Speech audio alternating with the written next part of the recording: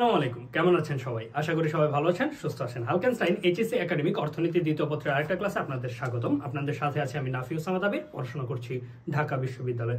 আজকে আমরা অর্থনীতি দ্বিতীয় পত্রের প্রথম অধ্যায় বাংলাদেশের অর্থনীতি পরিচয়, এই অধ্যায়টা নিয়ে বিস্তারিত আলোচনা করব। এই অধ্যায়টিতে আমরা আসলে যে টপিকগুলো কভার করব তাতে বাংলাদেশের অর্থনীতির অবস্থা ব্রিটিশ আমল থেকে শুরু করে পাকিস্তান আমল এবং বর্তমান অবস্থা পর্যন্ত এবং স্বাধীনতা পূর্ব উত্তর দুই সময়ের এই অর্থনীতির যে কি অবস্থা এবং গতিধারা আর বাংলাদেশের অর্থনীতি বিস্তারিত কিসের উপর নির্ভরশীল, বা আমরা যে জানি আমাদের কৃষি ভিত্তিক অর্থনীতি বা অর্থনীতির যে অংশগুলো রয়েছে কৃষি, শিল্প, সেবা, এই সকল কিছু মিলিয়ে আজকের আলোচনা। তো চলুন আমরা শুরু করি।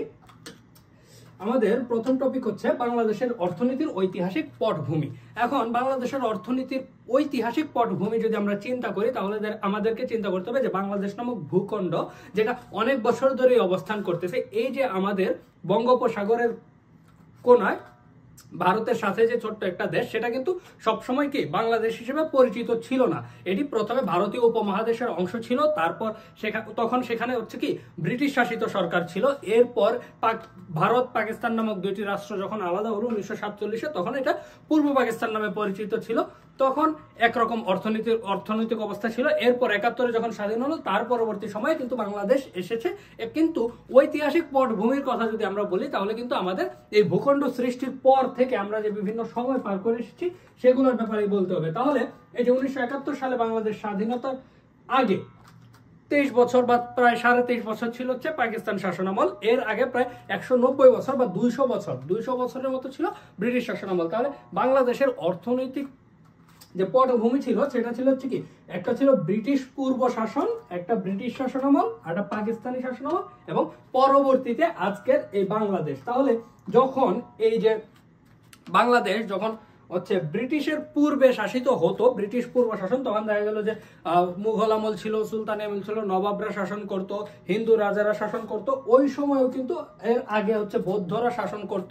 এই সময়গুলোতে কিন্তু বাংলাদেশের অর্থনীতি এক একভাবে বিকশিত হয়েছে। তৎকালীন যে উৎপাদন ব্যবস্থা, বর্তমান উৎপাদন ব্যবস্থার মধ্যে কিন্তু বিস্তর ফারাক রয়েছে। আর আমাদের এই যে বাংলাদেশের যে ভূখণ্ড রয়েছে সেটা কিন্তু কি আমরা জানি কি মাটির উর্বর শক্তি অনেক বেশি। তো এখানকার যে উৎপাদনের বিষয়টা ছিল, উৎপাদন বিভিন্ন ফসল থেকে শুরু করে ধান, পাট, গম, আখ, আর ব্রিটিশ শাসনের আমলে হচ্ছে নীল উৎপাদন করা হতো। এই যে সময়গুলো হচ্ছে কি অর্থনীতিটাকে কিভাবে আসলে দাঁড় করিয়েছে।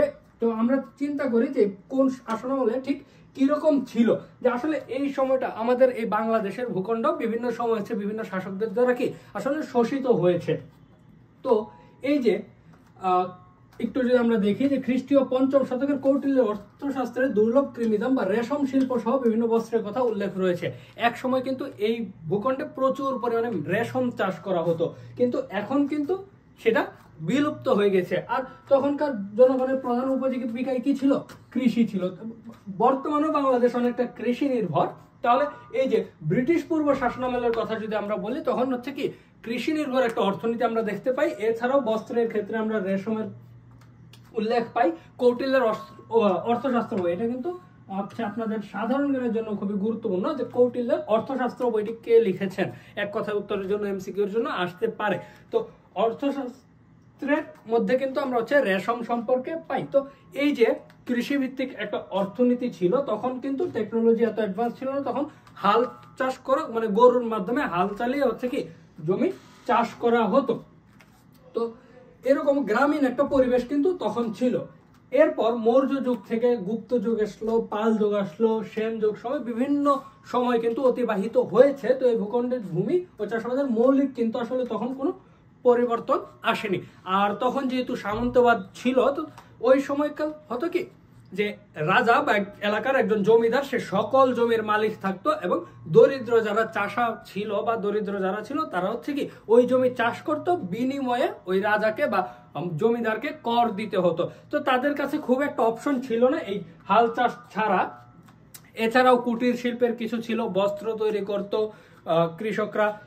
এছাড়া তারা হচ্ছে ধান, গম আমদানি করত, আখের থেকে চিনি উৎপাদিত হতো। এই জিনিসগুলো আর বিভিন্ন শিল্পের বিষয় ছিল, যে মৃৎশিল্প, হাতের দাঁতের শিল্প, তাম্র, কাঁসা সহ মিশ্র ধাতুর শিল্প কি ওই সময় প্রচুর সমৃদ্ধ ছিল। আর এই সময়ে হচ্ছে কি বিভিন্ন অঞ্চলে হচ্ছে কি মুক্তা, তেজপাতা সহ কিছু কিছু কৃষি পণ্য বিদেশে কিন্তু রপ্তানি করা হতো। তো এই দেশে কিন্তু শুধুমাত্র যে ধান বা পাট ভালো উৎপাদিত হতো তা না, মশলার জন্য কিন্তু খুব বিখ্যাত ছিল এই ভারতীয় উপমহাদেশ, যেটা হচ্ছে কি ওই ব্রিটিশ পূর্ব শাসন আমলে ভারতীয় উপমহাদেশ নামে পরিচিত। তাহলে এই যে ভারতীয় উপমহাদেশে যখন মুসলিম শাসন আসলো, মুসলিম শাসনের ধারাটা যদি আমরা একটু দেখি, যে তুর্কি শাসন ছিল 1206 থেকে 1290 পর্যন্ত, এরপর খিলজি, তুগলক, সৈয়দ বংশ, লোদি বংশ, মুঘল শাসন। এভাবে কিন্তু আস্তে আস্তে হয়েছে, তারা যুদ্ধের মাধ্যমে একজন একজন পরিবর্তিত হতো রাজা বা জমিদাররা। তখন তারা এই দেশ কেউ কেউ শাসন করেছে, কেউ কেউ হচ্ছে যুদ্ধ করে এখান থেকে লুটপাট করে অনেক মূল্যবান যে সামগ্রী ছিল সেগুলো লুট করে নিজের দেশে ফিরে গিয়েছে। আবার অনেক ক্ষেত্রে কি এই যে এরকম একটা শাসন আমল কিন্তু ছিল। এরপর সর্বশেষে আসে হচ্ছে নবাবী আমল, যেটা হচ্ছে 1757 সাল পর্যন্ত সিরাজউদ্দৌলা পর্যন্ত হচ্ছে বিস্তৃত ছিল।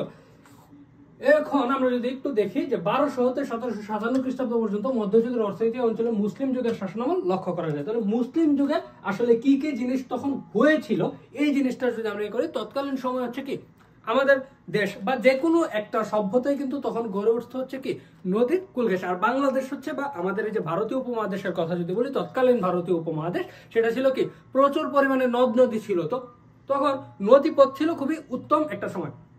তো এই যে মুসলিম শাসনামল হচ্ছে কি নৌ শিল্পের বেশ বিকাশ ঘটে, তখন পালতোলা নৌকা শুরু হয়। এরপর হচ্ছে চট্টগ্রাম বন্দরেরও কিন্তু অনেক উন্নয়ন ওই সময় হয়েছিল। এছাড়া মুদ্রার প্রচলন হয়েছিল ওই সময়। 1301 খ্রিস্টাব্দে শামসুদ্দিন ফিরিদ শাহ বিনিময় প্রথা রহিত করেন। বিনিময় প্রথা হচ্ছে সেটা যে দুইটি পণ্য, আমার ধরা যাক আমি ধান উৎপাদন করি আর আরেকজন গম উৎপাদন করে, তো আমার ধান যে পরিমাণ প্রয়োজন সে পরিমাণ আমি স্টোর করলাম, তো ধানের যে অতিরিক্তটুকু রয়েছে আবার আরেকজন গম উৎপাদন করে, তার কাছে কিছু অতিরিক্ত গম আছে, তো আমার যদি গমের প্রয়োজন হয় তাহলে আমি ধানের বিনিময়ে তার সাথে কি গম এক্সচেঞ্জ করে নিব, তার অতিরিক্ত গমটা সে আমাকে দিয়ে দেবে, আমার অতিরিক্ত ধান আমি তাকে দিয়ে দিব। এরকম ভাবে কিন্তু তখন তো কোনো মুদ্রার প্রচলন ছিল না, তখন এই বিনিময় প্রথা খুব প্রচলিত ছিল, এক জিনিসের পরিবর্তে আরেকটা জিনিস। তো 1301 সালে শামসুদ্দিন ফিরোজ শাহ প্রথম মুদ্রার প্রচলন করেন কোথায়? সোনারগাঁও। তাহলে এই যে তখন মুদ্রা যে প্রচলন ওই সময় কিন্তু এই অঞ্চলে শুরু হয়েছিল। এরপর আসলে ব্রিটিশ আমল পর্যন্ত খুব একটা পরিবর্তন লক্ষ্য করা যায় না আসলে, কিন্তু বিভিন্ন সময়ে যারা এসেছে তখন হচ্ছে রাজত্বকে বিভিন্নভাবে সরকার, পরগনা ইত্যাদিতে ভাগ করেছে, কিন্তু আসলে ব্রিটিশ শাসনামল এর পূর্বে আসলে জমিদাররাই তারা হচ্ছে কি বিভিন্ন সময় মানুষকে লুট করতো বা হচ্ছে মানুষের উপর করের বোঝা চাপিয়ে দিত নিজেদের সুবিধার জন্য। আর যেহেতু এরা হচ্ছে কি কেউ আফগানিস্তান, কেউ কাজাখস্তান, ওইরকম বিভিন্ন উজবেকিস্তান থেকে বা হচ্ছে অর্থাৎ ওই যে মধ্যপ্রাচ্যের উপরের যে প্রাচ্য, দূরপ্রাচ্য বলা হয় যেগুলোকে, তো সেই জায়গাগুলো থেকে আসলে এসেছে। তো ওদের হচ্ছে কি পৈতৃক যে বা বংশগত ধারা কিন্তু এদিককার ছিল না, তারা মধ্যপ্রাচ্যের মোটামুটি ছিল সবাই। তো তারা এদিকে আসলে তাদের শাসনামল চালিয়ে যেত, এখান থেকে আসলে তাদের কি আয় রোজগার করা বা যে অতিরিক্ত মানুষকে শাসন করাটাই হচ্ছে তাদের মূল লক্ষ্য ছিল। এরপর আমরা যদি একটু দেখি যে মোগল আমলের কথা যদি আমরা একটু দেখি, যে তখন হচ্ছে কি এই যে বিদেশি বাণিজ্য বা বণিকদের হচ্ছে কি আগমন শুরু হয়। যেমন 1678 খ্রিস্টাব্দে সুবেদার শায়েস্তা খান সম্রাটকে 3 লক্ষ টাকার উপর 4 লক্ষ টাকার মণিমাণিক্য দিয়েছিলেন। এই জিনিসটা যদি আমরা একটু কথা বলি, যে তৎকালীন সময়ে আসলে একজন যে বড় একটা দেখা যায় যে একজন সম্রাট থাকতো, যিনি হচ্ছে তৎকালীন সময় দিল্লি বেস ছিল, তো দিল্লিতে সম্রাট থাকতো আর তার আন্ডারে হচ্ছে অনেক হচ্ছে জমিদার থাকতো বা শাসক থাকতো। তো তারা হচ্ছে কি সম্রাটকে মণিমাণিক্য বা টাকা পয়সা দিয়ে তারা হচ্ছে তাদের শাসন চালিয়ে যেত। তো এরকম ভাবে হচ্ছে যে টাকার জন্য কি করতে হতো, তখন হচ্ছে কৃষকদের উপর তারা চাপ প্রয়োগ করতো যেন অতিরিক্ত কর দেয়, অতিরিক্ত কর দিলে তারা সম্রাটকে খুশি রাখতে পারবে এবং তাদের কি শাসন অনেক ভালো হবে। আর শায়েস্তা খাঁর শাসনামল সম্পর্কে যদি আমরা একটু বলি, যে শায়েস্তা খাঁর শাসনামলে টাকায় 8 মণ বা 9 মণ হচ্ছে কি চাল পাওয়া যেত। আর এই যদি আমরা একটু দেখি যে শায়েস্তা খাঁ 18 বছর সুবেদারি করে 9 কোটি টাকা সঞ্চয় করেছিলেন। তৎকালীন সময় 9 কোটি টাকা মানে অনেক, কত বছর? 18 বছরে তিনি 9 কোটি টাকা। তাহলে খান জার্নালি করেছিলেন আবার 1 বছরে 2 কোটি টাকা। তাহলে বুঝতে হবে যে তৎকালীন সময় আসলে কৃষকরা উৎপাদনের পর খুব একটা কিন্তু কি তাদের হাতে থাকতো না, তারা বেশ দরিদ্র জীবনযাপন করত। এরপর যখন 1600 সালে প্রথম 1600 সালে হচ্ছে কি বিদেশি বণিকরা আসা শুরু করেন। আর এটা সূত্রপাত হয়েছিল 1498 যখন ভাস্কো দা গামা কলকাতার কালিকট হচ্ছে বন্দরে উপস্থিত হন। তিনি তারপরে পেদ্রো আলভারেজ ক্যাব্রাল 1500 খ্রিস্টাব্দে 13টি নৌবহর নিয়ে ভারতবর্ষ আগমন। এই যে তখন বিভিন্ন হচ্ছে পর্তুগিজ, তারপর ডাচ, ব্রিটিশরা হচ্ছে কি আস্তে আস্তে বাণিজ্যের জন্য এইদিকে আসা শুরু করলো। এরকম ভাবে প্রথমেই ছিল হচ্ছে কারা, পর্তুগিজরা কিন্তু প্রথম এই দেশে আসে। যেমন 1517 খ্রিস্টাব্দে জাউডি সিলভিয়া নামক একজন পর্তুগিজ সেনাপতি নৌবহর নিয়ে চট্টগ্রামে আগমন করেন, কিন্তু বাণিজ্যের জন্য। এই যে 1538 খ্রিস্টাব্দে পর্তুগিজরা চট্টগ্রাম এবং সপ্তগ্রামে বাণিজ্য কুঠি নির্মাণের অনুমতি লাভ করে। তারা কিন্তু আসলে বাণিজ্য কুঠি নির্মাণ করে, তাদের লক্ষ্য ছিল তারা ওই তাদের নিজের দেশ থেকে কোনো পণ্য বা দ্রব্য তারা এই ভারতীয় উপমহাদেশে নিয়ে আসবে এবং এখান থেকে যে এখানে উৎপাদিত যেসব পণ্য রয়েছে, দ্রব্য রয়েছে, সেগুলো তারা কি ক্রয় করবে। তো এখান থেকে তারা স্বল্প দামে ক্রয় করে নিয়ে নিজেদের এলাকায় বিক্রি করতো তৎকালীন সময়ে যে বণিকরা ছিল। তো এভাবেই আসলে আস্তে আস্তে হচ্ছে কি বিদেশি বণিকরা এই ভূখণ্ডে আসা শুরু করে। আর এই ভূখণ্ডে এসে তারা পরে কি হয়, 1602 খ্রিস্টাব্দে ইউনাইটেড স্টেট ইন্ডিয়া কোম্পানি গঠিত হয়, যেটা আমরা হচ্ছে কি ইস্ট ইন্ডিয়া কোম্পানি পরবর্তীতে ইস্ট ইন্ডিয়া কোম্পানিতে রূপান্তরিত হয়। এই যে ইস্ট ইন্ডিয়া কোম্পানি, সেটাই কিন্তু 1757 সালের 23শে জুন নবাব সিরাজউদ্দৌলার বিরুদ্ধে যুদ্ধ করে কি তো এই দেশকে হচ্ছে কি বলে এই ভারতীয় যে উপমহাদেশ ছিল সেটা শাসন লাভ করে। তো এটা নিয়ে যদি আমরা একটু দেখি যে এই যে এখানে ব্রিটিশ শাসনামলের ক্ষেত্রে যদি আমরা দেখি যে ব্রিটিশ শাসনের পর তারা হচ্ছে কি ইংরেজরা এদেশে শাসন তারা নিজেদের হাতে নিয়ে নেয়। তারা মূলত কি ছিল, তারা ছিল বণিক, তাদের কাজ ছিল বাণিজ্য করা, তারা ব্যবসায়ী ছিল। কিন্তু দেখা গেল যখনই এখানে তারা যুদ্ধে জয়লাভ করলো, তাদের কি এই ভূখণ্ড শাসনের কিন্তু একটা অধিকার তারা পেয়ে গেল। তো তখন শাসনের ক্ষেত্রে তারা করলো কি, এইখানে তারা তো এই এলাকা সম্পর্কে এতটা পরিচিত ছিল না, তারা এই এলাকা জানতো না। তো এখানকারই মানুষদেরকে হচ্ছে কি তারা বিভিন্নভাবে ছোট ছোট অংশ করে ক্ষমতা তাদেরকে দিতে লাগলো, যে তুমি এই ক্ষমতা তোমাকে দিলাম, তুমি এইটুকু কন্ট্রোল করো, আমাদেরকে শুধু একটা বছর শেষে বা বছরের শুরুতে একটা ট্যাক্স দিবা। তো এক্ষেত্রে হচ্ছে দেওয়ানি লাভ করে বিভিন্ন সময়, যেমন এই পলাশীর যুদ্ধে জয়লাভের পরে অঞ্চলের দেওয়ানি লাভ করে ইংরেজ কোম্পানি, অর্থাৎ তারা নিজেরা দেওয়ানি লাভের পূর্বে তারা ব্যবসা করে, এই যে বললাম যে তারা ছিল কি ব্যবসা, তো মুনাফা ইংল্যান্ডে পাঠিয়ে দিত। দেওয়ানি এবং রাজনৈতিক ক্ষমতা লাভের পর তাদের মুনাফার সুযোগ কিন্তু আরো বৃদ্ধি পায়। তো রাজস্বের কথা যদি বলি, রাজস্ব মানে ওই যে তারা খাজনা নিত বা ট্যাক্স নিত। এই যে টোডরমলের আমলে 1582-তে হচ্ছে রাজস্ব ছিল 106.93 লক্ষ টাকা। সুজা খায়ের আমলে ছিল 142.46 লক্ষ টাকা। কিন্তু ব্রিটিশ আমলে এসে এটা এক লাফে অনেক বেড়ে গেল, সেটা কি 220 লক্ষ টাকা হয়ে গেল, যেটা কি প্রায় 2 কোটি টাকার উপরে। তো এরকম ভাবে হচ্ছে কি তারা এই দেশের মানুষের উপর যে হচ্ছে একটা চাপ সৃষ্টি করে, তাদেরকে নির্যাতিত করে এদেশের মানুষকে হচ্ছে বিভিন্ন ফসল উৎপাদনে হচ্ছে দেখা গেল যে অনাবৃষ্টির সময় যখন হচ্ছে ফসল ভালো ফলেনি, তখনও হচ্ছে তারা কি প্রচুর পরিমাণে কর দিতে হতো এই ব্রিটিশ শাসকদেরকে। আবার হচ্ছে বিভিন্ন সময়ে তারা চেষ্টা করেছে, এই দেশের মানুষ চেষ্টা করেছে ব্রিটিশদের বিরুদ্ধে দাঁড়ানোর, বিভিন্ন বিদ্রোহ করেছে, যেগুলো হচ্ছে কি সফল হয়নি। তো এরকম ভাবে হচ্ছে কি ব্রিটিশরাই শাসন করতে থাকলো এদেশ। তো এদেশের মানুষকে আসলে শাসনের নামে তারা কি শোষণ করতেছিল। যেমন হচ্ছে 1770, ইংরেজি 1770, বাংলা 1176, যখন অনাবৃষ্টির কারণে কিন্তু তখন এখানে দুর্ভিক্ষ দেখা গিয়েছিল, যে মানুষ না খেতে পেয়ে মারা যাচ্ছিল, প্রচুর মানুষ তখন মারা গিয়েছিল। আর টাকায় 1 মণ চালের স্থলে 3 সের পাওয়া গিয়েছিল। তাহলে ওই যে জিনিসটা, যে আগে যখন আমরা শায়েস্তা খাঁর আমলে পড়েছি, টাকায় কি 8 মণ বা 9 মণ চাল পাওয়া যেত, কিন্তু এই যে 76 মন্বন্তরে দুর্ভিক্ষের পরে দেখা গেছে যে টাকায় 1 মণ চালের বদলে, তখন 1 মণ কিন্তু অলরেডি হচ্ছে কি শায়েস্তা খাঁর আমলের সাথে হচ্ছে কি বিশাল ডিফারেন্স, কিন্তু 1 মণ সেটা এসে কি 3 সেরে এসে গিয়েছিল, যে 3 সের পাওয়া যেত 1 টাকার বিনিময়ে। আর অনাহারজনিত মৃত্যুর সংখ্যা দ্বারা হচ্ছে প্রতি 16 জনে 6 জন, প্রায় 1 দশকে দুর্ভিক্ষের চরম ফল কিন্তু আসলে সমাজ জীবনে ভোগ করতে হয়। এটি হচ্ছে কি 76-এর মন্বন্তর নামে পরিচিত। আর এই সময় এই ভূখণ্ডের প্রায় 1/3 মানুষ আসলে প্রাণ হারিয়েছিল। তো ব্রিটিশরা ওই সময়ে আসলে এই যে এত মানুষ মারা গিয়েছিল তাতে কিন্তু তারা তাদের শাসনের ক্ষেত্রে তারা মূলত শোষণ করে গিয়েছিল। আর ওই সময়টা যে সময়টার কথা আমরা বলছি, অর্থাৎ ব্রিটিশ শাসন আমল যখন পিকে ছিল, তখন আসলে কি তারা করলো কি, তারা এদেশের যে কুটির শিল্প ছিল সেটাকে মূলত হচ্ছে কি তারা দখল করে নিয়েছিল। এদেশে হচ্ছে উন্নত মানের বস্ত্র উৎপাদিত হতো, রেশমের কথা আমরা বলেছি, রেশম শিল্প, তারপর ঢাকায় মসলিন নামে পরিচিত যে মসলিন কাপড় ছিল সেগুলো কিন্তু আসলে এই দেশে প্রচুর পরিমাণে ছিল।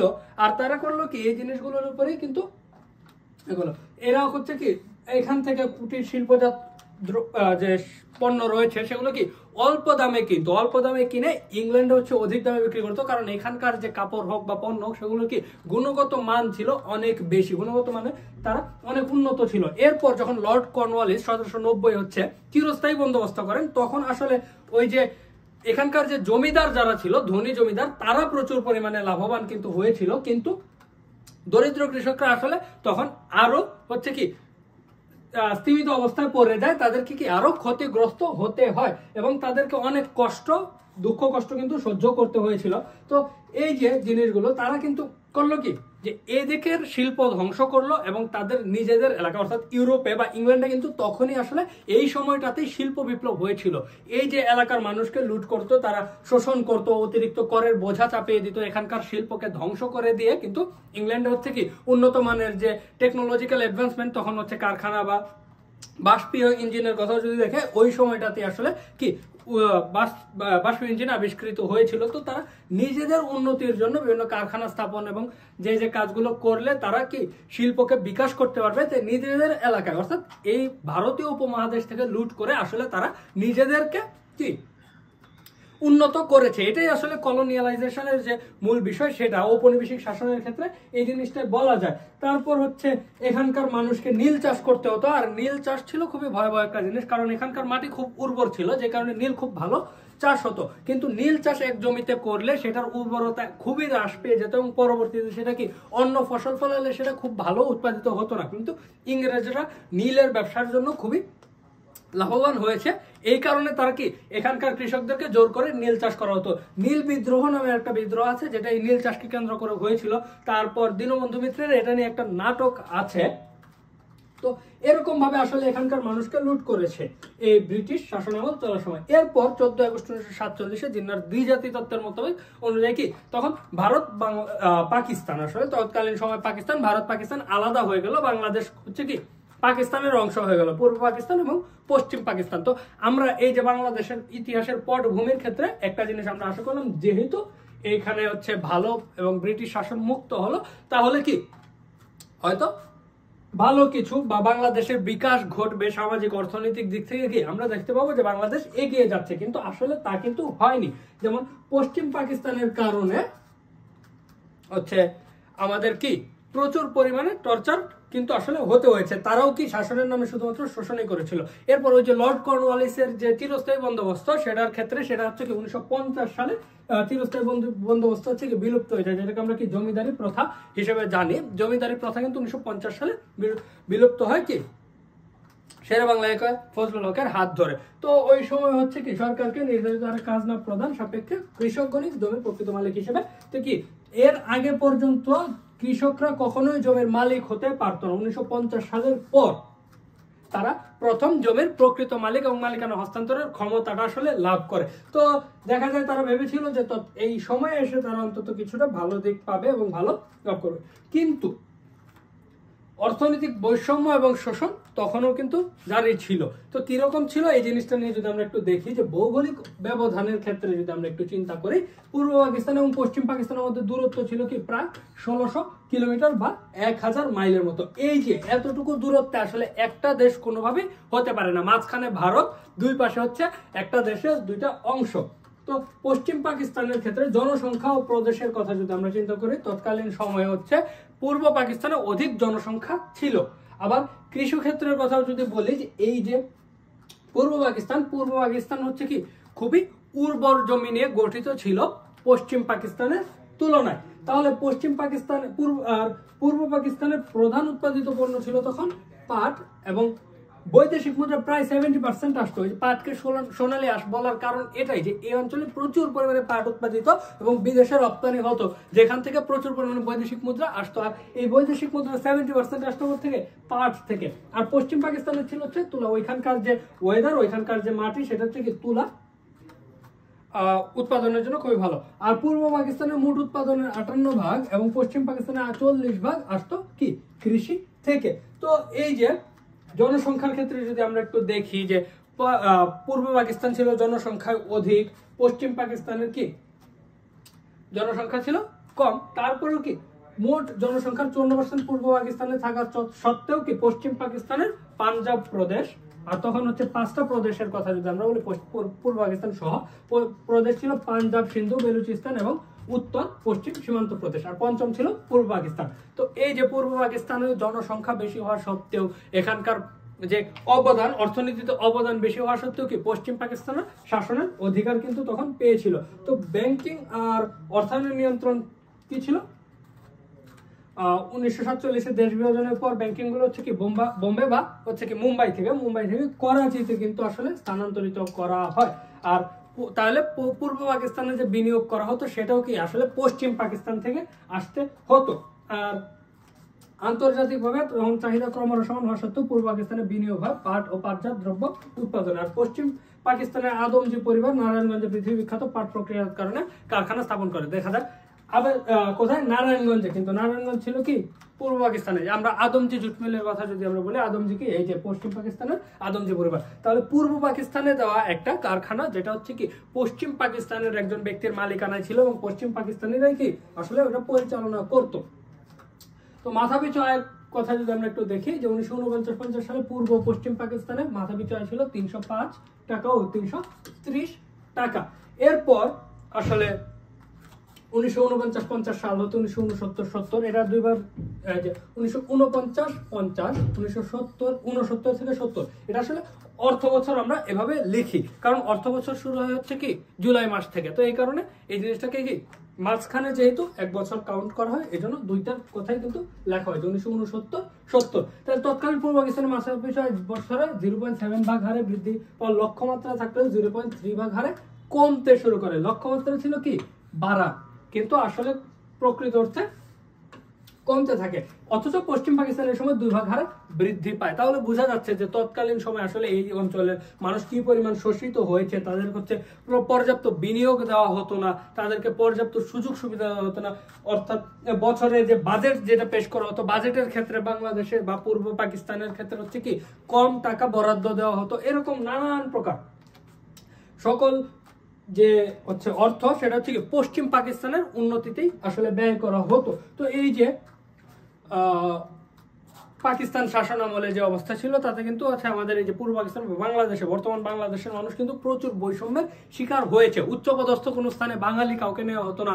প্রতিরক্ষা খাত হোক বা ব্যাংকিং খাত হোক বা হচ্ছে উচ্চ পদ বা পরিকল্পনা কমিশন সহ যে কোনো কিছুতে কখনোই বাঙালি অফিসারদেরকে কি উচ্চ পর্যায়ে প্রমোশন দেওয়া হতো না। তখন সব জায়গাতে হচ্ছে কি ওই পশ্চিম পাকিস্তানের মানুষের, যেমন পূর্ব পাকিস্তান শাসনের ক্ষেত্রে হচ্ছে পশ্চিম পাকিস্তানিদের প্রায়োরিটি দেওয়া হতো কি পূর্ব পাকিস্তানিদের তুলনায়।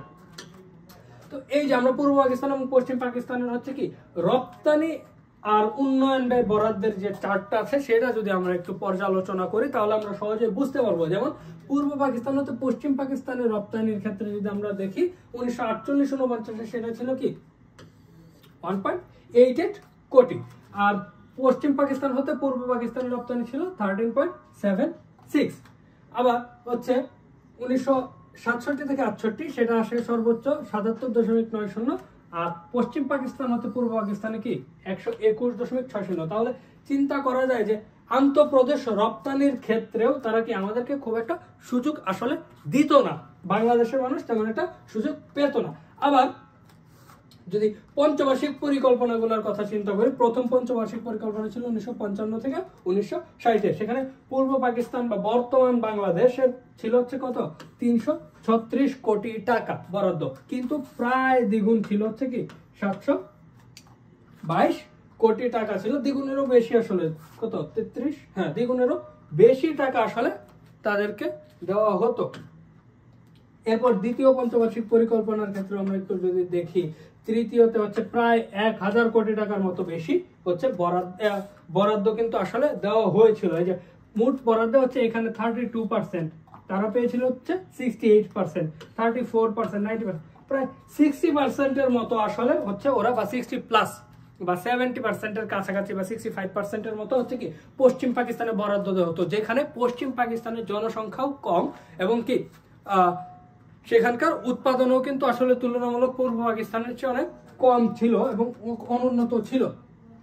তো প্রবৃদ্ধির হার যদি একটু দেখি, যেমন জিএনপি এর প্রবৃদ্ধির হার 1949 সালে পূর্ব অংশে ছিল 1.7, পশ্চিম অংশে 3.6, যা 1964-65 সালে দাঁড়ায় যথাক্রমে 4.2 ও 6.2। তাহলে দেখা যাচ্ছে কি যে এখানকার জিডিপি হচ্ছে কি যথেষ্ট ভালো উন্নত ছিল, জিএনপির অর্থাৎ গ্রস ন্যাশনাল প্রোডাক্টের যে প্রবৃদ্ধি সেটা ছিল, কিন্তু অর্থনৈতিক বৈষম্যের কারণে কিন্তু আসলে সেটা পুরোপুরি অর্জিত হয়নি। যদি প্রতি বছর বাজেটে পর্যাপ্ত বরাদ্দ দেওয়া হতো তাহলে কিন্তু পূর্ব পাকিস্তানেরটা কি আরো বেশি থাকতো, প্রবৃদ্ধির হারটা আরো বেশি থাকতো। আবার দেখা যায় এই যে পূর্ব পাকিস্তানের মোট রপ্তানির 70% পণ্যদ্রব্য, মোট রপ্তানির 70% পণ্যদ্রব্য উৎপাদিত হচ্ছে কি পূর্ব পাকিস্তানে, কিন্তু প্রাপ্ত আর মাত্র 25% গ্রহণ করতে পারত হচ্ছে এই পূর্ব পাকিস্তান। বিনিয়োগের বেশিরভাগই ছিল আসলে পশ্চিম পাকিস্তান কেন্দ্রিক, যেহেতু শাসন কাজ পরিচালনা করত পশ্চিম পাকিস্তানের যে ব্যক্তিরা, তারা আসলে এই সময়টাতে আসলে মোট ব্যয়ের প্রায় 30-31%-এর মতো হচ্ছে করা হতো হচ্ছে পূর্ব পাকিস্তানের উপর। এবং এই যে একটু আমরা যদি দেখি দ্বিতীয় তৃতীয় পঞ্চবার্ষিক পরিকল্পনার ক্ষেত্রে যথাক্রমে মোট ব্যয় 31 ও 35 পূর্ব পাকিস্তানের জন্য কি ব্যয় করা হয়, আর বাকিটা পুরোটাই ছিল হচ্ছে কি পশ্চিম পাকিস্তানের জন্য। আবার পশ্চিম পাকিস্তান হচ্ছে দেখা যেত যে সরকারি বেসরকারি পৃষ্ঠপোষকতা লাভ করতেছে, যে ক্ষেত্রে পূর্ব পাকিস্তান অনেক উপেক্ষিত ছিল। আর এই ত্যাগ তিতিক্ষার ফলেই কিন্তু আসলে মানে এই যে শোষণ এবং নির্যাতনের কারণেই কিন্তু আসলে কি পূর্ব পাকিস্তানের মানুষ পশ্চিম পাকিস্তানের প্রতি নাখুশ হয়, এবং ফলশ্রুতিতে দেখা যায় যে ভাষাগত যে একটা সমস্যা সেটা, তারপর পূর্ব পাকিস্তানিদের উপরে হচ্ছে উর্দু ভাষা চাপিয়ে দেওয়ার জন্য তাদের উপরে এই যে শোষণ নির্যাতনের কারণেই কিন্তু আসলে 1971-এ মুক্তিযুদ্ধ হয়। তো 1971-এর মুক্তিযুদ্ধের পরেই কিন্তু আসলে হচ্ছে কি এই যে বাংলাদেশ আলাদা হয়ে স্বাধীন হয়ে যায়। তাহলে এক্ষেত্রে আমরা যদি আবার একটু দেখি যে বর্তমানের ক্ষেত্রে আমরা যদি দেখি যে গত 50 বছর অর্থনীতি আকারের দিক থেকে পাকিস্তানকে কি বাংলাদেশ কিন্তু ছাড়িয়ে গেছে। 1971 সালে বাংলাদেশের জিডিপি পাকিস্তান অপেক্ষা 60% কম ছিল, কিন্তু 23 সালে জিডিপি পাকিস্তান অপেক্ষা 80% আসলে বৃদ্ধি পেয়েছে। আর নারীর ক্ষমতায়নে কিন্তু বাংলাদেশ অনেক এগিয়ে। আর আমরা যদি একটু মাথাপিছু আয়ের চিন্তাটা করি, 2016 সালে প্রথমবারের মতো পাকিস্তানকে মাথাপিছু জিডিপিতে বাংলাদেশ কিন্তু তখন পিছনে ফেলে। সেই বছর বাংলাদেশের জিডিপি দ্বারা মাথাপিছু 1759 মার্কিন ডলার, পাকিস্তানের ছিল 1468 মার্কিন ডলার। এরপর বাংলাদেশকে আসলে পাকিস্তান কখনোই ছাড়াই যেতে পারে না। 2023 সালে বাংলাদেশের মাথাপিছু জিডিপি হচ্ছে 2621 আর পাকিস্তানের 1471 মার্কিন ডলার। তাহলে এই যে ডিফারেন্সটা, জিনিসটা যদি আমরা একটু দেখি যে আসলে পাকিস্তান কতটুকু শোষণ এবং নির্যাতন করেছে বা বৈষম্যমূলক কিরকম আচরণ করেছে, যে বাংলাদেশের বর্তমানে মাথাপিছু জিডিপি পাকিস্তানের চেয়ে অনেক অনেক বেশি। আর বাংলাদেশের নারী ক্ষমতায়নে এগিয়ে, বাংলাদেশের কর্মক্ষম মানুষের মধ্যে 35% নারী, ভারত ও পাকিস্তানে শ্রমশক্তি 23 ও 20% আসলে নারী। তাহলে বাংলাদেশ কিন্তু সব দিক থেকেই পাকিস্তানের চেয়ে কি অনেক এগিয়ে। তো এই সকল সূচকের কথাই যদি আমরা একটু বলি যে আরো কি কি জিনিস, মার্চ 2024 সময় পাকিস্তানে $1 দাম 279 রুপি, বাংলাদেশে 110 টাকা। সেক্ষেত্রে কি বাংলাদেশের যে টাকার মান সেটাও কিন্তু আসলে পাকিস্তানের চেয়ে বেশি। আর বিশ্বব্যাংকের দ্য হিউম্যান ক্যাপিটাল ইন্ডেক্স 2022-এর কথা যদি আমরা বলি, মানব পুঁজি সূচকে বাংলাদেশের অবস্থান 129তম, শ্রীলঙ্কার অবস্থান হচ্ছে কি 73, ভারত ও পাকিস্তানের অবস্থান 132 ও 61তম। এক্ষেত্রেও কিন্তু বাংলাদেশ এগিয়ে আছে মানব উন্নয়ন সূচকের ক্ষেত্রে, যদিও বাংলাদেশের অবস্থান খুবই পিছনে। শ্রীলঙ্কা সেই তুলনায় কিন্তু অনেক এগিয়ে, 73তম অবস্থানে রয়েছে।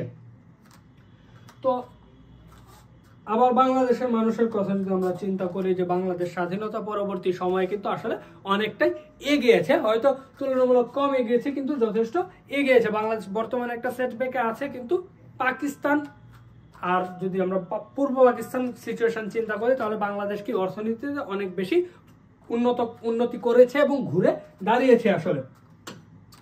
এবার যদি আমরা একটু বাংলাদেশ ও পাকিস্তানের তুলনামূলক চিত্রের কথা একটু দেখি, যে ওয়ার্ল্ড ইকোনমিক ফোরাম প্রকাশিত বৈশ্বিক নারী পুরুষ বৈষম্য প্রতিবেদন 23-এ উল্লেখ করা হয়েছে বাংলাদেশের নারী পুরুষ বৈষম্য সূচকে বড় অগ্রগতি কিন্তু রয়েছে। 164টি দেশের মধ্যে বাংলাদেশের অবস্থান কি 65তম।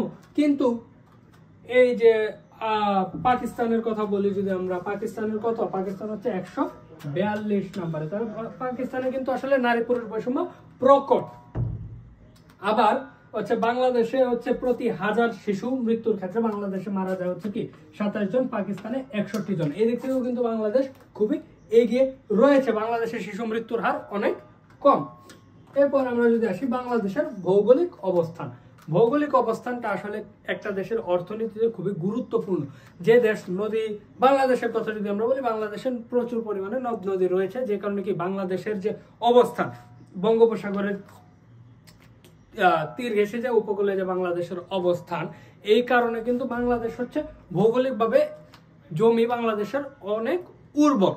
এই উর্বর শক্তির কারণে কিন্তু বাংলাদেশে হচ্ছে কি ধান, পাট এগুলো অনেক ভালো জন্মে। এছাড়াও নদী থাকা হচ্ছে কি মৎস্য সম্পদও অনেক বেশি বাংলাদেশে উন্নত।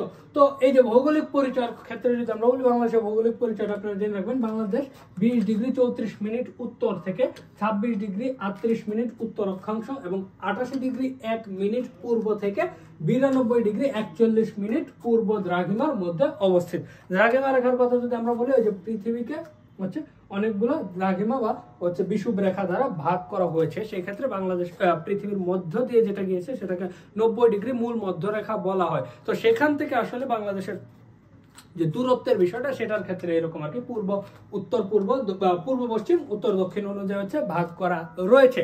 সেক্ষেত্রে বাংলাদেশের ভৌগোলিক অবস্থানটা হচ্ছে এরকম একটা স্থানে, যে 20 ডিগ্রি 34 মিনিট উত্তর থেকে 26 ডিগ্রি 38 মিনিট উত্তর অক্ষাংশ এবং 88 ডিগ্রি 1 মিনিট পূর্ব থেকে 92 ডিগ্রি 41 মিনিট হচ্ছে পূর্ব দ্রাঘিমার মধ্যে অবস্থিত। খুবই ছোট্ট একটা দেশ, আর মোট আয়তন হচ্ছে প্রায় 56,000 বর্গ মাইল, যেটা আমরা যে 1,47,570, কোথাও কোথাও পাবেন 570, কোথাও কোথাও 606.18, কোথাও কোথাও 610 বর্গ কিলোমিটার। ছিটমহল বিনিময়ের পর বাংলাদেশের আয়তন কি এই যে 36.1 বর্গ কিলোমিটার বৃদ্ধি পেয়েছে। আর নদী ও বনাঞ্চল বাদে মোট আয়তন হচ্ছে 1,15,606.49 বর্গ কিলোমিটার। কর্কট ক্রান্তি রেখা, কর্কট ক্রান্তি রেখা যেটা, সেটা হচ্ছে কি এই যে আমরা এই যে ডিগ্রি গুলো পড়েছি না, এটা হচ্ছে কি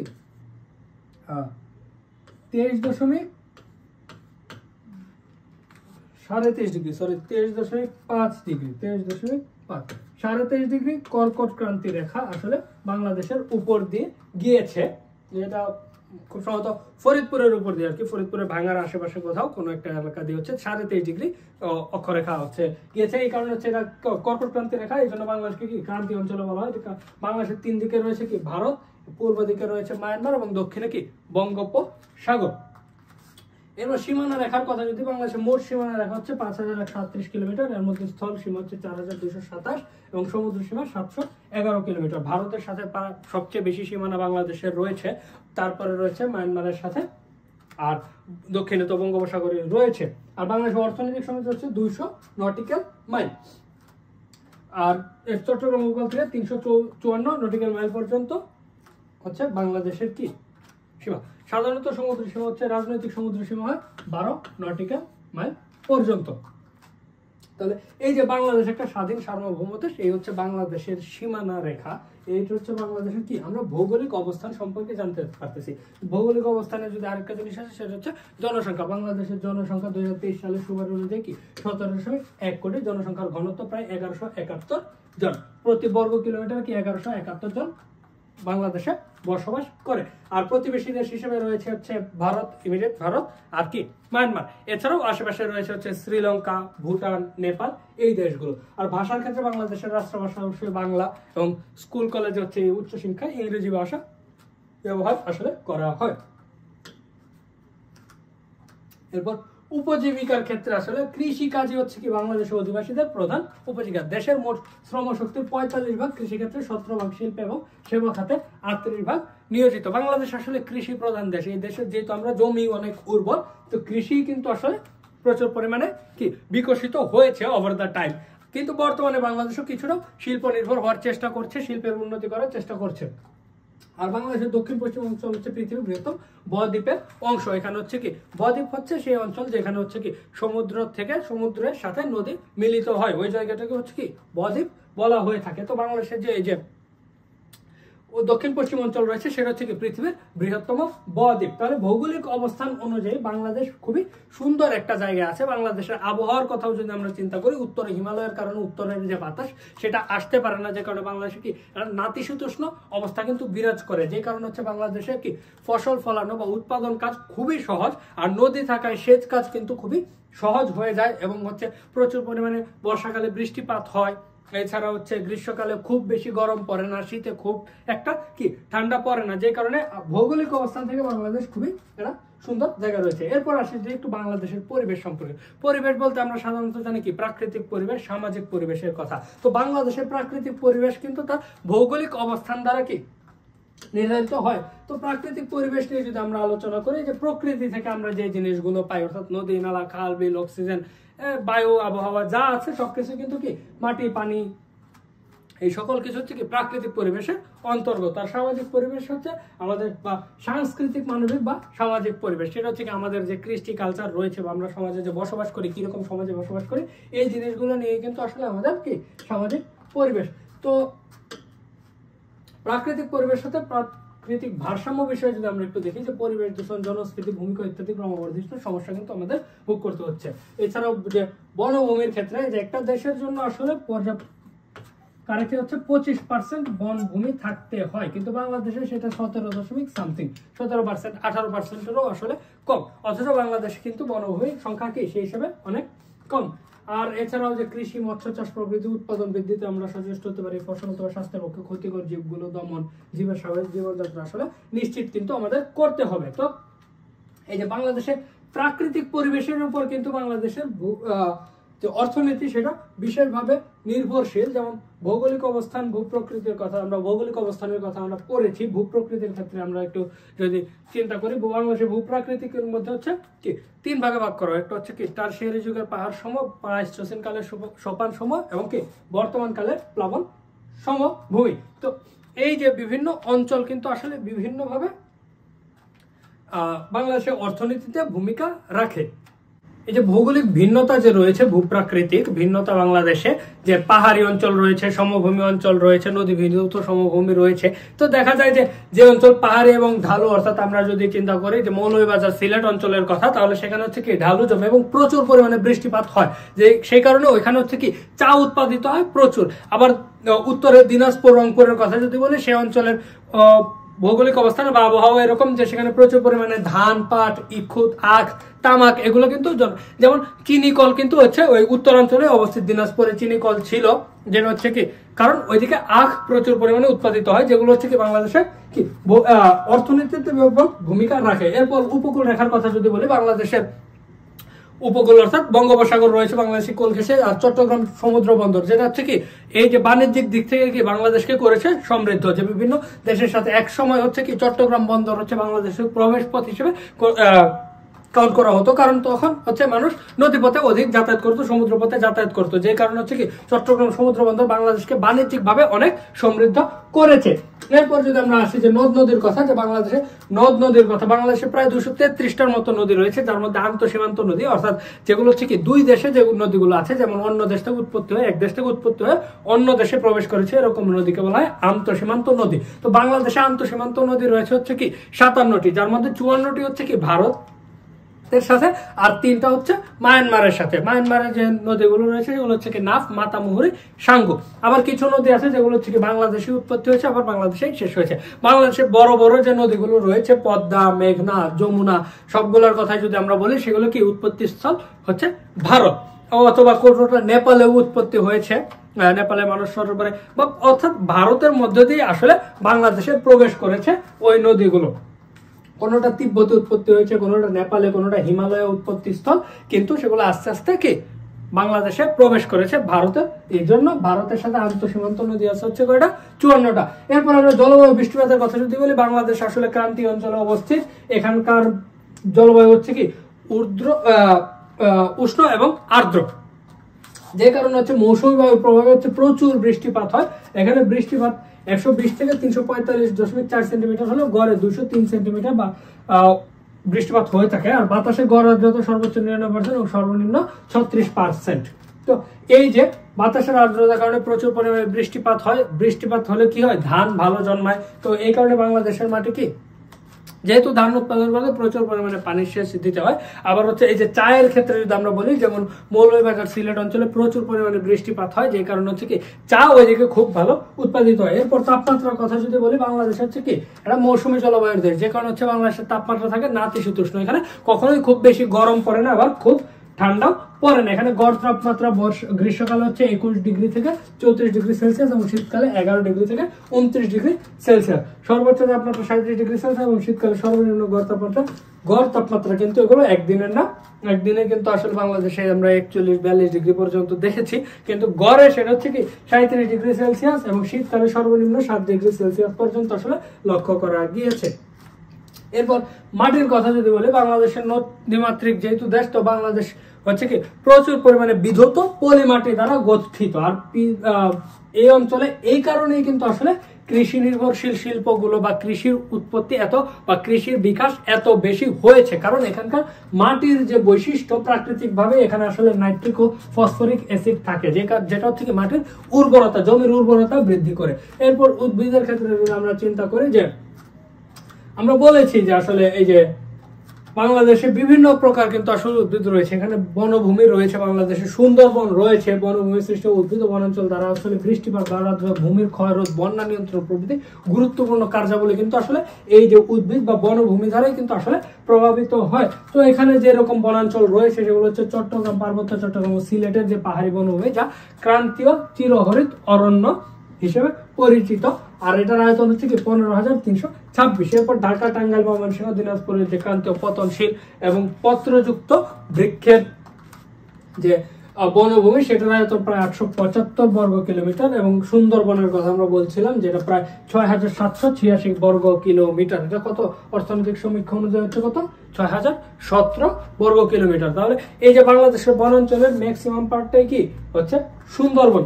আসলে যে কোনো দেশের শতকরা, আমি যেটা বলছিলাম 25 ভাগ বনভূমি থাকার দরকার হলেও 23-24 তথ্য অনুযায়ী, লেটেস্ট তথ্য আমি বলেছিলাম 17.something, কিন্তু 23-24 অনুযায়ী বাংলাদেশের বর্তমান বনভূমির সংখ্যা হচ্ছে কি 15.58। আর বন অধিদপ্তরের নিয়ন্ত্রিত হচ্ছে 10.74%। তাহলে বলা যায় বাংলাদেশে কি বনভূমির পরিমাণ হচ্ছে খুবই কম, আর ক্রমশ কিন্তু হ্রাস পেয়েছে। পূর্বে ছিল 17.25 মতো, এখন এটা এসে ঠিক আছে হচ্ছে কি 15.58%। তো আমাদেরকে প্রচুর পরিমাণে কিন্তু আসলে বাংলাদেশের যে ভৌগোলিক অবস্থান, যে আবহাওয়া কিন্তু ঠিক রাখার জন্য আসলে কি করতে হবে, প্রচুর পরিমাণে বৃক্ষরোপণ করতে হবে। বাংলাদেশের যে বিভিন্ন sustainable development goal, millennium development goal, এইগুলাতে হচ্ছে কি মিলেনিয়াম ডেভেলপমেন্ট গোলস, তারপরে আসছে হচ্ছে কি সাস্টেনেবল ডেভেলপমেন্ট গোলস এসডিজি। এগুলাতে কিন্তু আসলে কি তাপমাত্রা পরিবর্তন বা গ্লোবাল বা ক্লাইমেট চেঞ্জের উপরে কিন্তু প্রচুর পরিমাণে গুরুত্ব দেওয়া কিন্তু হয়েছে।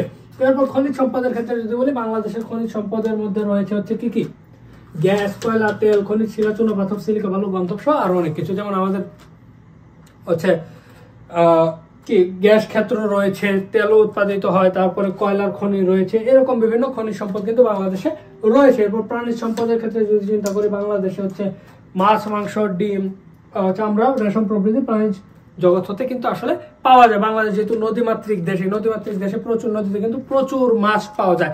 এছাড়া বাংলাদেশ হচ্ছে গরু, ছাগল সহ বিভিন্ন কি পশু কিন্তু পালন করা হয়, যেগুলো হচ্ছে কি প্রাণীজ আমিষের একটা গুরুত্বপূর্ণ উৎস। এছাড়া পরিবেশের ভারসাম্য রক্ষা, পরিবহন, কৃষিকার্য, চামড়া শিল্প প্রভৃতি প্রাণী জগতের উপর কিন্তু নির্ভরশীল। এরপর বায়ু প্রবাহের কথা যদি বলি, বাংলাদেশে হচ্ছে গ্রীষ্মকালে দক্ষিণ পশ্চিম মৌসুমী বায়ুর প্রভাবে বৃষ্টিপাত এবং শীতকালে উত্তর পূর্ব মৌসুমী বায়ুর প্রভাবে বৃষ্টির শুষ্ক পরিবেশ বিদ্যমান থাকে। আর এই যে মৌসুমী বায়ুর প্রভাবে হচ্ছে কি যে বৃষ্টিপাত হয়, তাতে হচ্ছে কি ফসল, ধান বা ওই যে সেচ প্রয়োজন হয় যে ফসলগুলোতে, সেগুলো ভালো জন্মায়। আবার কি উত্তর পূর্ব মৌসুমী বায়ুর প্রভাবে শুষ্ক আবহাওয়া থাকায় যে শাকসবজির যে জিনিসটা, যেগুলোতে হচ্ছে কম পানি প্রয়োজন হয়, যেগুলো পানি মেলে নষ্ট হয়ে যায়, এরকম কিন্তু প্রচুর পরিমাণে শাকসবজি বাংলাদেশে কি শীতকালে উৎপন্ন হয়। তাহলে এই যে প্রাকৃতিক পরিবেশ, এই প্রাকৃতিক পরিবেশের উপর কিন্তু কি যেহেতু হচ্ছে গ্রীষ্মকালে হচ্ছে দক্ষিণ পশ্চিম দিক থেকে মৌসুমী বায়ু আসে, সেটা হচ্ছে কি ওই যে বঙ্গোপসাগর থেকে প্রচুর পরিমাণে জলীয় বাষ্প নিয়ে আসে। আবার উত্তর পূর্ব দিক থেকে কি হিমালয়ের কারণে হচ্ছে কি ঠান্ডা বাতাস যেটা আসে সেটা হচ্ছে কি আটকে যায় হিমালয়ের কারণে। তাহলে বাংলাদেশের এই যে নাতিশীতোষ্ণ আবহাওয়া এবং বাংলাদেশের যে ভৌগোলিক অবস্থান সেটার জন্য কি হিমালয় এবং বঙ্গোপসাগরে কি ব্যাপক ভূমিকা আসলে রয়েছে। এবার আমরা যদি বাংলাদেশের সাংস্কৃতিক, মানবিক ও সামাজিক পরিবেশের কথা চিন্তা করি, বাংলাদেশের যে কৃষ্টি কালচার রয়েছে, মানুষের এখানকার যে অভ্যাস রয়েছে, এরপর বাংলাদেশের মানুষের যে ধর্মীয় বা হচ্ছে এলাকা ভিত্তিক যে রীতিনীতিগুলো রয়েছে সেগুলো মিলিয়ে কিন্তু আসলে বাংলাদেশের সাংস্কৃতিক বা সামাজিক পরিবেশটা আসলে উঠতে পারে। এটা প্রথমে আসছে কি জনসংখ্যা। বাংলাদেশের বর্তমান জনসংখ্যা আমরা গত আদমশুমারি অনুযায়ী পেয়েছে হচ্ছে কি 17.1 কোটি। আর বাংলাদেশের মধ্যে যে টোটাল মোট জনসংখ্যা এখানে কত দেওয়া আছে 16 কোটি, 2022-এর চূড়ান্ত অনুযায়ী 16,98,28,911 জন। এর মধ্যে 28% তরুণ এবং 62% মানুষই হচ্ছে কি কর্মক্ষম। আর কোন দেশের ব্যবসা বাণিজ্যের উন্নতি কিন্তু আসলে এই যে কর্মক্ষম জনগোষ্ঠীর উপরে কিন্তু নির্ভর করে। একটা দেশে কর্মক্ষম জনগোষ্ঠী যত বেশি হবে ওই দেশ অর্থনৈতিক দিক থেকে তত বেশি উন্নত এবং দ্রুত হবে। তো এই যে যেমন দেখা যায় বিরল জনবসতির জন্য অস্ট্রেলিয়া পশুচারণ ভূমি কিন্তু জনবসতির ফলে যুক্তরাষ্ট্র ব্যবসা বাণিজ্য শিল্পে যথেষ্ট উন্নত। তাহলে এই যে জনবসতি কিন্তু আসলে দেশের যে অর্থনৈতিক অবস্থা বা দেশ কি নির্ভর হবে, শ্রম নির্ভর হবে কিনা বা কি ক্ষেত্রে তারা প্রচুর পরিমাণে উন্নতি করতে পারবে সেটা কিন্তু কর্মক্ষম জনতার উপর নির্ভর করে। আর বাংলাদেশ হচ্ছে যদিও হচ্ছে দক্ষ কর্ম বা দক্ষ জনসম্পদ বাংলাদেশে নেই, কিন্তু সরকারের বিভিন্ন কারিগরি শিক্ষা, তারপর প্রশিক্ষণ, যে ট্রেনিং বা কারিগরি শিক্ষার যে উন্নতি রয়েছে সেগুলোর কারণে কিন্তু বাংলাদেশ আসলে ধীরে ধীরে দক্ষ হচ্ছে শিক্ষা এবং প্রযুক্তিতে অগ্রসর করার কারণে। তো এবার আসি আমরা যে পরিবেশগত জিনিসটা, যেটা আমরা বলেছিলাম যে আসলে বাংলাদেশের বনভূমির পরিমাণ 15.58%, যেটা হচ্ছে কি প্রয়োজনের তুলনায় অনেক কম। আর বনভূমি কম থাকা মানে ওইখানে কি তাপমাত্রা বৃদ্ধি পাবে, বৃষ্টিপাত কমে যাবে, নইলে হঠাৎ করে অতিবৃষ্টি, নইলে খরা দেখা দিবে। এই যে জিনিসগুলো, এই সমস্যার জন্য কি ক্লাইমেট চেঞ্জ একটা গুরুত্বপূর্ণ একটা যেমন মিলেনিয়াম ডেভেলপমেন্ট গোলস এর ক্ষেত্রে লক্ষ্য 7-এর আওতায় ছিল নিরাপদ সুপেয় স্বাস্থ্যসম্মত ল্যাট্রিন প্রাপ্যতাকরণে, যেটা আমরা কি পূরণ করে এসেছি। তারপরে বর্তমানে যে এসডিজি বা টেকসই উন্নয়ন লক্ষ্যমাত্রা রয়েছে সেটার কিন্তু আসলে সেটার ক্ষেত্রে এই যে সামাজিক পরিবেশের যে ক্লিন ওয়াটার এন্ড স্যানিটেশন, তারপর অভিষ্ট হলো কি ক্লাইমেট অ্যাকশন। এই যে ক্লাইমেট চেঞ্জ যেটা, সেটা কিন্তু খুবই গুরুত্বপূর্ণ একটা ধারা। তো ক্লাইমেট চেঞ্জ থেকে রক্ষা পাওয়ার জন্য কি সাস্টেনেবল ডেভেলপমেন্ট গোলে কিন্তু আসলে বিভিন্ন পদক্ষেপ গ্রহণ করা হয়েছে। এরপর 14 নং অভিষ্ট লক্ষ্য হচ্ছে কি লাইফ বিলো ওয়াটার এবং 15 নং অভিষ্ট হলো লাইফ অ্যান্ড ল্যান্ড। এই যে বাংলাদেশের যে জলবায়ু পরিবর্তন জনিত ঝুঁকি মোকাবেলার জন্য বা বাংলাদেশের অবকাঠামোগত উন্নয়নের জন্য দেশের মানুষকে প্রপার একটা লাইফস্টাইল দেওয়ার জন্য কিন্তু এই পদক্ষেপগুলো আসলে গ্রহণ করা হয়ে থাকে। এরপর আমরা যদি প্রাকৃতিক পরিবেশ এবং সামাজিক পরিবেশের পার্থক্যটা দেখি, যে স্বাভাবিকভাবে প্রাকৃতিক পরিবেশ হচ্ছে কি প্রকৃতি প্রদত্ত, আর সামাজিক পরিবেশ হচ্ছে আমাদের আশেপাশে মানব সৃষ্ট যা রয়েছে সেগুলো আসলে সামাজিক পরিবেশের অংশ। এরপর যদি আমরা উপাদানের কথা বলি, প্রাকৃতিক পরিবেশের উপাদান হচ্ছে ভূপ্রকৃতি, নদ নদী, তারপর মৃত্তিকা, উপকূল রেখা, জলবায়ু, বৃষ্টিপাত, খনিজ সম্পদ, বায়ু প্রবাহ ইত্যাদি। অন্যদিকে সামাজিক পরিবেশ হচ্ছে জাতি, ধর্ম, বর্ণ, তারপর সরকার, জনসংখ্যা, শিক্ষা ও প্রযুক্তি, এইগুলো। এই যে এখানে পরিবেশের ক্ষেত্রে আমরা প্রাকৃতিক পরিবেশ এবং কি সামাজিক পরিবেশ বা সাংস্কৃতিক বা সামাজিক পরিবেশের হচ্ছে যেটা প্রভাব দেখতে পাই। যে প্রাকৃতিক পরিবেশ হলে ভৌগোলিক অবস্থান, ভূপ্রকৃতি, উপকূল রেখা, এই জিনিসগুলো যেগুলো নিয়ে আমরা আলোচনা করেছি সেগুলো নিয়ে গঠিত। আর সামাজিক পরিবেশ হচ্ছে জাতি, ধর্ম, সরকার, জনসংখ্যা, শিক্ষা, প্রযুক্তি, এই জিনিসগুলো নিয়ে গঠিত। তো পরিবর্তনশীলতার ক্ষেত্রে আমরা বলে যাই কিন্তু প্রাকৃতিক পরিবেশ হচ্ছে কি স্থির, কিন্তু সামাজিক পরিবেশ কি পরিবর্তনশীল। এরপর নির্ভরশীলতার ক্ষেত্রে বলি যে একটার উপরে কিন্তু নির্ভরশীলতার কথা যদি চিন্তা করি, যে প্রাকৃতিক পরিবেশ কিন্তু সবসময় থাকে স্থির, তো সেটা হচ্ছে কি সামাজিক পরিবেশের উপর নির্ভরশীল নয়, কিন্তু সামাজিক পরিবেশ প্রাকৃতিক পরিবেশের উপর কিন্তু অনেকভাবে নির্ভরশীল। আমাদের একটা জাতি, ধর্ম, বর্ণ কিভাবে বেঁচে থাকবে, সার্ভাইভ করবে, সেটার জন্য কি আসলে প্রাকৃতিক পরিবেশের সহায়তা নিতে হয়। এরপর আমরা অর্থনৈতিক প্রভাবের ক্ষেত্রে যদি বলি, অবশ্যই দুইটারই অর্থনৈতিক প্রভাব রয়েছে। কারণ হচ্ছে প্রাকৃতিক পরিবেশ থেকে প্রাপ্ত যে আমরা গ্যাস, কয়লা, খনিজ সম্পদগুলো পাই, সেগুলোকে ইউটিলাইজ করতে কিন্তু আমাদের সামাজিক পরিবেশই দরকার। একটা গণতান্ত্রিক রাষ্ট্র ব্যবস্থা, তারপর পর্যাপ্ত শিক্ষিত এবং প্রশিক্ষিত জনসংখ্যা যদি না থাকে, তাহলে কিন্তু এই যে প্রাকৃতিক পরিবেশকে ইউটিলাইজ করা কিন্তু কখনো সম্ভব নয়। তাহলে এগুলোর কিন্তু কি নির্ভরশীলতা রয়েছে। এরপর আমরা যদি আসি বাংলাদেশের অর্থনীতিতে হচ্ছে কি প্রাকৃতিক পরিবেশের প্রভাব নিয়ে যদি একটু আলোচনা। বাংলাদেশ ভৌগোলিক অবস্থানের কারণে কিন্তু আসলে অনেক ক্ষেত্রেই আসলে লাভবান হচ্ছে। যেমন আমরা বলতে পারি যে বাংলাদেশে হচ্ছে বঙ্গোপসাগরের কারণে হচ্ছে কি নদী পথে যোগাযোগ সহজ হয়েছে। তারপরে আমাদের ওই যে CMU-4 যে অপটিক্যাল ফাইবার লাইন রয়েছে, সেটা বাংলাদেশের সাথে সহজেই যুক্ত হতে পেরেছে। এছাড়া বঙ্গবন্ধু স্যাটেলাইট 1 রয়েছে, যে কারণে হচ্ছে যোগাযোগ ব্যবস্থা বা হচ্ছে আন্তঃদেশীয় বা ইন্টারনেট যে প্রযুক্তিগত যে যোগাযোগ, সেটা কি বিকশিত হয়েছে। এছাড়া রয়েছে হচ্ছে বাংলাদেশের কক্সবাজার, যেটা দীর্ঘতম সমুদ্র সৈকত, এরপর চট্টগ্রাম সমুদ্র বন্দর, মংলা সমুদ্র বন্দর। এই সমুদ্র বন্দরগুলোর কারণে কিন্তু আসলে কি বাংলাদেশ অনেকটাই সুবিধা পাচ্ছে। এছাড়া বাংলাদেশের রয়েছে হচ্ছে আশেপাশে রয়েছে কি চীন এবং ভারতের মতো অর্থনৈতিক পরাশক্তির যে দেশগুলো, যে কারণে হচ্ছে কি বাংলাদেশ আঞ্চলিক যে বাণিজ্য রয়েছে সেটা কিন্তু বেশ অগ্রগতিতেই কিন্তু রয়েছে। তো বাংলাদেশের এই যে ভৌগোলিক অবস্থান, সেটার কারণে কিন্তু বাংলাদেশের উন্নয়নের প্রচুর পরিমাণে সম্ভাবনা রয়েছে। এরপর যদি আমরা একটু ভূপ্রকৃতির কথা চিন্তা করি, বাংলাদেশের পার্বত্য অঞ্চল যেহেতু একটু পাহাড়ি এবং ওইখানকার যে মাটি সেটাও খুব একটা সুগঠিত নয়, যে কারণে হচ্ছে ওইখানে রেলপথ বা রাস্তা নির্মাণটা খুবই কষ্টকর। কিন্তু ব্যবসা বাণিজ্যের ক্ষেত্রে বাংলাদেশের যে অন্যান্য যে অঞ্চলগুলো রয়েছে সেগুলো কিন্তু আসলে কি ব্যাপক ভূমিকা রাখে।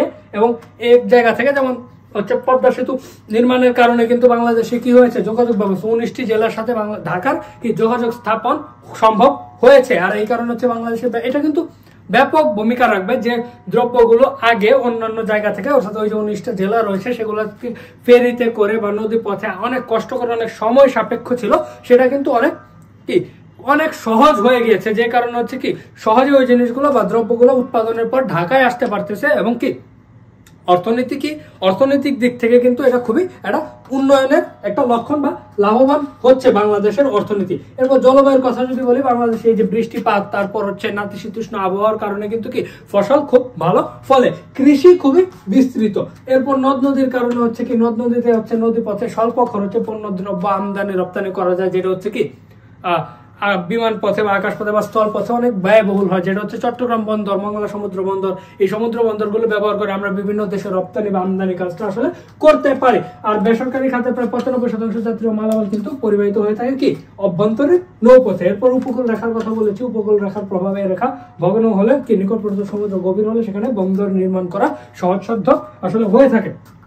তো এছাড়া এই যে চট্টগ্রাম মংলা বন্দরের পাশাপাশি দক্ষিণে পটুয়াখালী জেলা পায়রা তৃতীয় সমুদ্র বন্দর কিন্তু আসলে স্থাপন করা সম্ভব হয়েছে। আর প্রধান সমুদ্র বন্দর চট্টগ্রামের মাধ্যমে দেশের আমদানি রপ্তানি বাণিজ্যের প্রায় 92% কিন্তু প্রচলিত হয়ে থাকে। তাহলে আমরা দেখতে পাই যে আসলে এই যে উপকূলের সাথে যে সম্পর্ক, সেটার কারণে হচ্ছে কি বাংলাদেশের বাণিজ্যের উপর এই যে প্রাকৃতিক পরিবেশের কিন্তু একটা প্রভাব আমরা এখানে দেখতে পাই। এরপর প্রাকৃতিক সম্পদের যে ব্যবহার ক্ষেত্রে বলি, প্রাকৃতিক সম্পদের কিন্তু ব্যাপক প্রভাব রয়েছে। এই যে মৃত্তিকা, বাংলাদেশের মাটির যে গুণগত মান, যে মাটির গুণগত মানের উপর ভিত্তি করে এক এক এলাকায় এক এক ফসল উৎপাদিত হয়। যেমন সিলেটের চা, তারপরে দক্ষিণ উত্তর হচ্ছে কি দিনাজপুরের দিকে হচ্ছে কি আখ, তারপর ফরিদপুর অঞ্চলে পাট প্রচুর পরিমাণে উৎপন্ন হয়। এই যে এরকম এক এক জায়গার মাটির বৈশিষ্ট্যের উপর লক্ষ্য করে কিন্তু প্রচুর পরিমাণে হচ্ছে ফসল উৎপাদিত হচ্ছে। এছাড়া হচ্ছে কি বাঁশ, বেত ইত্যাদিও প্রচুর পরিমাণে জন্মে, যার কারণে হচ্ছে কি তাঁত ও কুটির শিল্প ও মৃৎশিল্পের কিন্তু বাংলাদেশে প্রসার রয়েছে। এরপর খনিজ সম্পদের কথা যদি বলি, যে বাংলাদেশে হচ্ছে চুনা পাথর রয়েছে, দিনাজপুরে হচ্ছে কয়লা খনি, তারপর গ্যাস ক্ষেত্র, এরপর হচ্ছে এই যে তিতাস গ্যাস ক্ষেত্র বাংলাদেশের সবচেয়ে বড় গ্যাস ক্ষেত্র, যেটা থেকে প্রচুর পরিমাণে গ্যাস উৎপাদিত হয়। এরপর হচ্ছে কয়লার ক্ষেত্রে যদি বলি, এছাড়া হচ্ছে সাদা মাটি, যেটা হচ্ছে নেত্রকোনার বিজয়পুরে সাদা মাটির পাহাড় রয়েছে। এরকম বিভিন্ন জায়গা থেকে আসলে বাংলাদেশের কি প্রচুর পরিমাণে খনিজ সম্পদ একটা সমৃদ্ধ রাষ্ট্র, যা বাংলাদেশের অর্থনীতিকে চলমান রাখতে ব্যাপক ভূমিকা রাখে। এরপর বনজ সম্পদের কথা যদি বলি, বনজ সম্পদ অবশ্যই খুবই গুরুত্বপূর্ণ। কারণ হচ্ছে কি আমরা যদি বনজ সম্পদ হতে বাংলাদেশের দেশজ উৎপাদনটা একটু দেখি, যে 2021-22 এবং 23-24 অর্থ বছরে বনজ সম্পদ হতে বাংলাদেশের দেশজ উৎপাদন হলো 50,129 কোটি টাকা এবং কি 55,376 কোটি টাকা। তাহলে বনজ সম্পদ থেকে কিন্তু আসলে বাংলাদেশ প্রচুর পরিমাণে আসলে আয় করে থাকে। এরপর মৎস্য সম্পদের কথা যদি বলি, বাংলাদেশ হচ্ছে কি মাছ চাষে খুবই অগ্রগামী, কারণ বাংলাদেশে যে পরিমাণ নদী রয়েছে এবং সেই নদীগুলোতে হচ্ছে মাছ পাওয়া যায়। এছাড়া বদ্ধ জলাশয়েও কিন্তু মাছ চাষ করা হয়।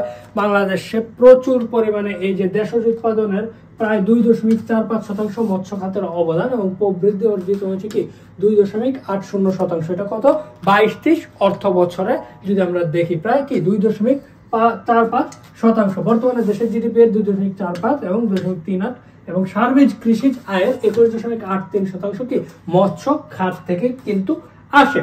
আর স্বাদু পানির বা প্রাকৃতিক উৎসের মাছে বাংলাদেশ বিশ্বে দ্বিতীয় অবস্থানে আছে এবং অভ্যন্তরীণ জলাশয়ে স্বাদু মাছ বাড়ার হারে বাংলাদেশ বিশ্বে আছে দ্বিতীয়তে। আর বদ্ধ জলাশয়ে চাষকৃত মাছের ক্ষেত্রে বাংলাদেশ উৎপাদনে পঞ্চম এবং প্রাকৃতিক এবং চাষকৃত মাছ মিলিয়ে হচ্ছে বাংলাদেশ চতুর্থ অবস্থানে রয়েছে। তাহলে এই যে প্রচুর পরিমাণে মাছ মৎস্য সম্পদ কিন্তু বাংলাদেশে রয়েছে, তাহলে এই যে প্রাকৃতিক পরিবেশের যে একটা উপাদানগুলো রয়েছে সেগুলোর কিন্তু বাংলাদেশের অর্থনীতিতে বিস্তর প্রভাব রয়েছে, যে কারণে বাংলাদেশের অর্থনীতি ধীরে ধীরে এগিয়ে যাচ্ছে এবং অগ্রসর হচ্ছে আরো। তো এই ছিল আমাদের বাংলাদেশের অর্থনীতি সম্পর্কে পরিচয় সম্পর্কে বিস্তারিত আলোচনা আজকের লেকচারে। সবাই ভালো থাকবেন, সুস্থ থাকবেন, ধন্যবাদ।